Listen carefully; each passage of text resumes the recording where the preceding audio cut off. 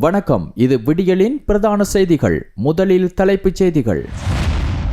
ஜனாதிபதி நிகழ்வுக்கு அனுப்பப்பட்ட 70 அரச பேருந்துகள் வீடு செல்ல முடியாமல் தவித்த மக்கள், வெடித்தது பாரிய சர்ச்சை. பெண்களுக்கு போதை மாத்திரைகளை கொடுத்து நிர்வாண காணொளி எடுத்த மருந்தக உரிமையாளர், உடந்தையாக இருந்த வைத்தியர்.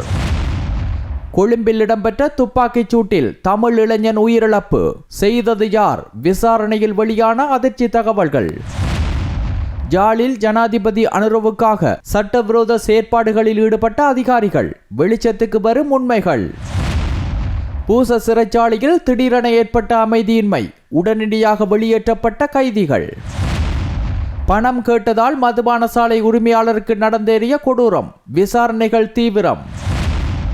இன்றிரவு நிகழவுள்ள அதிசயம், வானில் தோன்றப்போகும் நெருப்பு வளையம். இலங்கையின் காலநிலையில் ஏற்பட்டுள்ள பாரிய மாற்றம், வடக்கு கடல் பகுதிகளில் அதிகரிக்கும் குளிர் நிலை. நாகமுத்து பிரதீபராஜா வெளியிட்ட முக்கிய தகவல். இனி தொடர்பான விரிவான செய்திகள்.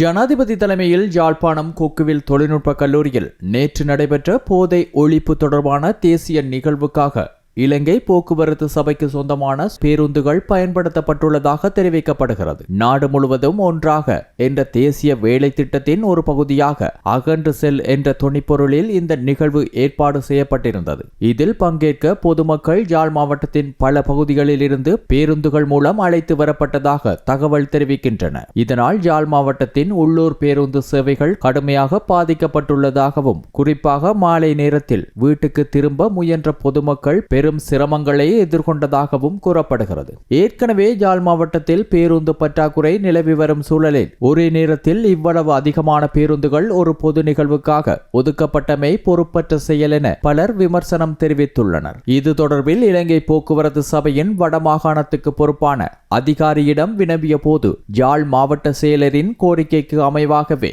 விசேட கட்டண அடிப்படையில் பேருந்துகள் வழங்கப்பட்டதாக அவர் விளக்கமளித்துள்ளார்.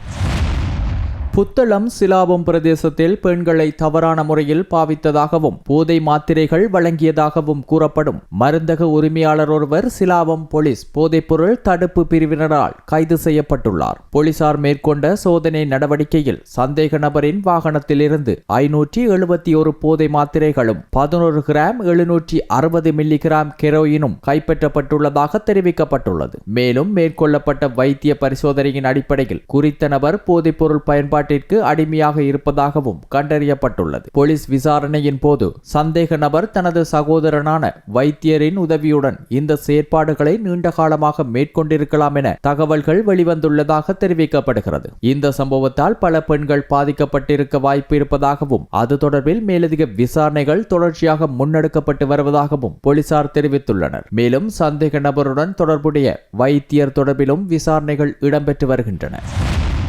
கொழும்பு ஜிந்துப்பட்டி பகுதியில் நேற்றிரவு இடம்பெற்ற துப்பாக்கிச் சூட்டு சம்பவம் 2 பாதாள குழுக்களுக்கு இடையிலான மோதலின் தொடர்ச்சியாக ஏற்பட்டதாக போலீஸ் ஊடக பேச்சாளர் சிரேஷ்ட போலீஸ் அத்தியட்சகர் எப்ஜி வூட்லர் தெரிவித்துள்ளார். இந்த சம்பவம் தொடர்பாக விசாரணைகளை முன்னெடுக்க 3 தனித்தனி போலீஸ் குழுக்கள் நியமிக்கப்பட்டுள்ளதாகவும் அவர் கூறினார். துப்பாக்கிச் சூட்டில் 4 வயது சிறுவனும் 3 வயது சிறுமியும் காயமடைந்து கொழும்பு லேடி ரிச்வே சிறுவர் வைத்தியசாலையில் அனுமதிக்கப்பட்டுள்ளனர். மருத்துவர்களின் தகவலின்படி இரு குழந்தைகளின் உடல்நிலை தற்போது சீராக உள்ளதுடன் தேவையான சிகிச்சைகள் தொடர்ந்து வழங்கப்பட்டு வருகின்றன. இந்த சம்பவத்தில் படுகாயமடைந்த கொழும்பு 13 பகுதியைச் சேர்ந்த 44 வயதுடைய நபர் கொழும்பு தேசிய வைத்தியசாலையில் அனுமதிக்கப்பட்ட பின்னர் உயிரிழந்துள்ளார். ஜிந்துப்பட்டி 125 வத்தை பகுதியில் இந்த துப்பாக்கிச் சூடு இடம்பெற்றுள்ளதாகவும், முச்சக்கர வண்டியில் வந்த குழு ஒன்றே துப்பாக்கிச் சூட்டை நடத்திவிட்டு அங்கிருந்து தப்பிச் சென்றுள்ளதாகவும் ஆரம்ப கட்ட விசாரணைகளில் தெரிய வந்துள்ளதாக போலீசார் தெரிவித்துள்ளனர். ஜனாதிபதி அனுரகுமார திசாநாயக்க கலந்து கொள்ளும் நிகழ்வுகளுக்கு மக்கள் தன்னார்வமாக பெருந்தொகையில் கூடுகின்றனர் என்ற ஒரு மாயை உருவாக்கப்பட்டுள்ளதாகவும், உண்மையில் யாழ்ப்பாணத்தில் அரச பேருந்துகளை பயன்படுத்தி மக்கள் கட்டாயமாக அழைத்து செல்லப்பட்டுள்ளதாகவும் தமிழ் தேசிய கட்சியின் அமைப்பாளரும் யாழ் மாநகர சபை உறுப்பினருமான சு நிசாந்தன் தெரிவித்துள்ளார். நேற்று யாழ்ப்பாணத்தில் நடைபெற்ற ஊடக சந்திப்பில் உரையாற்றிய அவர் இந்த விடயத்தை வெளிப்படையாக சுட்டிக்காட்டினார். அவர் மேலும் தெரிவிக்கையில், நிலையில் தேசிய மக்கள் சக்தி உறுப்பினர் ஒருவர் பேருந்தில் இருந்தபடி எடுத்த புகைப்படத்தை சமூக வலைதளங்களில் பகிர்ந்துள்ளதாகவும் கிராம சேவகர்கள் கூட மக்களை திரட்டி நிகழ்வுக்கு அழைத்து சென்றதாகவும் தகவல் கிடைத்துள்ளதாகவும் கூறினார். மேலும் பிரதேச செயலகங்களில் பணியாற்றும் அரசு உத்தியோகத்தர்களும் அழுத்தத்தின் கீழ் ஜனாதிபதி நிகழ்வில் பங்கேற்க வைக்கப்பட்டுள்ளதாகவும் இதனால் வழக்கமான சேவைகளை பெற வந்த மக்கள் பல சிரமங்களை எதிர்கொண்டதாகவும் அவர் குறிப்பிட்டார். முன்னாள் ஜனாதிபதிகள் மஹிந்த ராஜபக்ச, மைத்திரிபால சிறிசேன மற்றும் கோட்டபாய ராஜபக்ச காலங்களில் இடம்பெற்ற செயற்பாடுகள் போலவே தற்போதைய அரசாங்கமும் அதிகாரத்தை தவறாக பயன்படுத்துகிறது என்று அவர் விமர்சனம் தெரிவித்தார். அரச உத்தியோகத்தர்களையும் அரச வாகனங்களையும் பயன்படுத்தி பொது நிகழ்வுகளை முன்னெடுத்தமை சட்டவிரோதமான செயல் என குறிப்பிட்ட அவர் இவ்வாறான நடைமுறைகள் உடனடியாக நிறுத்தப்பட வேண்டும் என வலியுறுத்தினார். மேலும் வடக்கு மற்றும் கிழக்கில் அரசாங்கத்தின் செயற்பாடுகள் தொடர்பில் மக்கள் விழிப்புடன் இருக்க வேண்டும் என்றும் தமிழ் மக்களை எளிதில் ஏமாற்ற முடியாது என்றும் அவர் தெரிவித்தார்.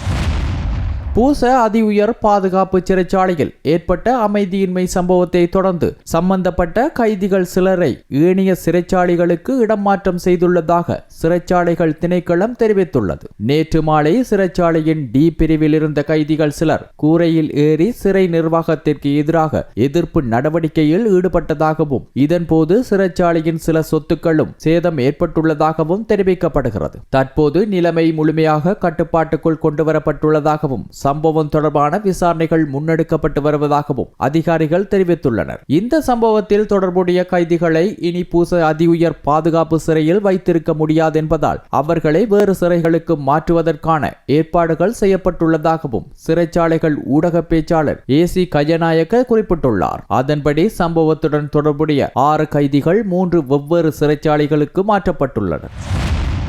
மட்டக்களப்பில் உள்ள மதுபான சாலை ஒன்றில் முகாமையாளராக பணியாற்றிய நபரை தாக்கிய சம்பவம் தொடர்பில் ஒருவர் கைது செய்யப்பட்டுள்ளதுடன் மேலும் 2 சந்தேக நபர்களை கைது செய்ய போலீசார் தேடுதல் நடவடிக்கைகளை முன்னெடுத்து வருகின்றனர். போலீசார் தெரிவித்ததன்படி கடந்த 9ஆம் தேதி இரவு 4 கொண்ட குழு ஒன்று குறித்த மதுபான சாலைக்கு வந்து மது அருந்தியுள்ளனர். பின்னர் மதுபானத்திற்கு கட்டணம் செலுத்துமாறு முகாமையாளர் கேட்டபோது அவர்கள் முகாமையாளரின் அறைக்குள் புகுந்து மது போத்தலால் தாக்கியதாக கூறப்படுகிறது. இந்த தாக்குதலில் முகாமையாளர் படுகாயமடைந்து வைத்தியசாலையில் அனுமதிக்கப்பட்ட நிலையில் தாக்குதல் நடத்தியவர்கள் அங்கிருந்து தப்பிச் சென்றுள்ளனர். சம்பவம் தொடர்பில் மட்டக்களப்பு தலைமையக போலீசார் விசாரணைகளை ஆரம்பித்திருந்த நிலையில் தலைமறைவாக இருந்த சந்தேக நபர் ஒருவர் நேற்று கைது செய்யப்பட்டுள்ளார். கைது செய்யப்பட்ட நபரை நீதிமன்றில் முன்னிலைப்படுத்த நடவடிக்கை எடுக்கப்பட்டுள்ளதுடன் ஏனைய சந்தேக நபர்களை கைது செய்ய விசாரணைகள் தொடர்ந்து முன்னெடுக்கப்பட்டு வருகின்றன.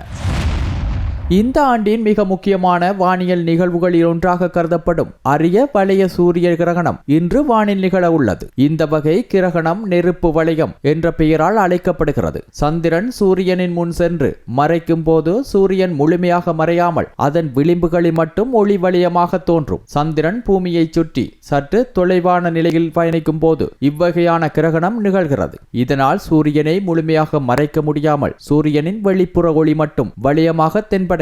இந்த அபூர்வமான காட்சி வானியல் ஆர்வலர்களுக்கு மிகப்பெரிய காட்சி விருந்தாக அமைகிறது. வானத்தில் ஒளிரும் அந்த வளையம் கண்கொள்ளா காட்சியாக அனைவரையும் கவரும். இது சாதாரண கிரகணம் அல்ல, வானில் நெருப்பால் வரையப்பட்ட வளையம் போல தோன்றும் அபூர்வமான இயற்கை அதிசயம். இலங்கையின் ஏனைய கடற்பரப்புகளுடன் ஒப்பிடுகையில் வடக்கு பிராந்திய கடற்பரப்பில் கடந்த சில நாட்களாக கடல் நீரின் வெப்பநிலை வழக்கத்தை விட குறிப்பிடத்தக்க அளவில் குறைந்துள்ளதாக யாழ்ப்பாண பல்கலைக்கழக புவியியல் துறையின் சிரேஷ்ட விரிவுரையாளர் நாகமுத்து பிரதீபராஜா தெரிவித்துள்ளார். இந்த குளிர்ந்த நீரோட்டம் வடக்கிலிருந்து கிழக்கு கரையோரமாக தெற்கு பகுதிகளுக்கும் தொடர்ச்சியாக நகர்வதால் தெற்கு கடற்பகுதியில் காணப்படும் அதிக வெப்பநிலையும் குறைய தொடங்கியுள்ளதாக அவர் விளக்கினார். கடல் மேற்பரப்பு வெப்பநிலை என்பது உலகளாவிய வானிலை மாற்றங்களை தீர்மானிக்கும் முக்கியமான காரணிகளில் ஒன்றாகும். எனவே வடக்கு கடற்பகுதியில் தற்போது பதிவாகும் இந்த அசாதாரண மாற்றத்தை சாதாரணமாக எடுத்துக்கொள்ள கூடாது என்றும் அவர் வலியுறுத்தினார். மேலும் சமீபத்தில் ஏற்பட்ட டித்வா புயலுக்கு பிறகு நாட்டின் அதிகூடிய வெப்பநிலை அதிகமாக பதிவாகும் மாவட்டமாக இரத்தினபுரி காணப்படுவதாகவும் அவர் சுட்டிக்காட்டினார். இந்த மாற்றங்கள் அனைத்தும் காலநிலை மாற்றத்தின் தாக்கம் இலங்கையின் வானிலை அமைப்பில் தெளிவாக தெரிகிறது என்பதற்கான அறிகுறி என அவர் தெரிவித்ததுடன் பொதுமக்கள் முதல் நிர்வாகத் துறைகள் வரை அனைவரும் இந்த விடயத்தில் கூடுதல் கவனம் செலுத்த வேண்டும் என்றும் கேட்டுக்கொண்டார்.